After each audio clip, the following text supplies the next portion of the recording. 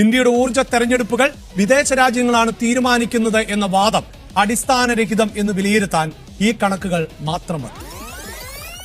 ഇപ്പോഴിതാ റഷ്യയിൽ നിന്നും എണ്ണ വാങ്ങാൻ അമേരിക്ക ഇന്ത്യക്ക് അനുമതി നൽകി എന്നാണ് പ്രചാരണം. ഇന്ത്യക്ക് എണ്ണ വാങ്ങാൻ അമേരിക്കയുടെ ഔദാര്യം ആവശ്യമാണ്. 2026 ഫെബ്രുവരി മാസത്തിൽ ഇന്ത്യക്ക് ഏറ്റവും അധികം എണ്ണയെത്തിച്ച രാജ്യങ്ങളിൽ ഒന്ന് റഷ്യയാണ്. പ്രതിദിനം ഏകദേശം 10 ലക്ഷം ബാരൽ റഷ്യൻ എണ്ണ ഇന്ത്യ വാങ്ങുന്നു എന്ന കണക്കുകൾ. ഇന്ത്യയുടെ ഊർജ്ജ തെരഞ്ഞെടുപ്പുകൾ വിദേശ രാജ്യങ്ങളാണ് തീരുമാനിക്കുന്നത് എന്ന വാദം അടിസ്ഥാനരഹിതം എന്ന് വിലയിരുത്താൻ ഈ കണക്കുകൾ മാത്രം മതി. ഇപ്പോഴിതാ സംഘർഷം കൊടുമ്പിരിക്കൊണ്ടിരിക്കെ മറ്റൊരു ഇറാനിയൻ കപ്പലിന് അഭയം നൽകിയിരിക്കുന്നു ഇന്ത്യ. കപ്പൽ കൊച്ചി തുറമുഖത്താണ് IRIS ലവാൻ നങ്കൂരം ഇട്ടിട്ടുള്ളത്. കപ്പലിൽ സാങ്കേതിക പ്രശ്നങ്ങൾ കണ്ടെത്തിയതിനെ തുടർന്നാണ് കൊച്ചിയിൽ അടിയന്തര ഡോക്കിംഗ് നടത്താൻ അനുമതി തേടിയത്.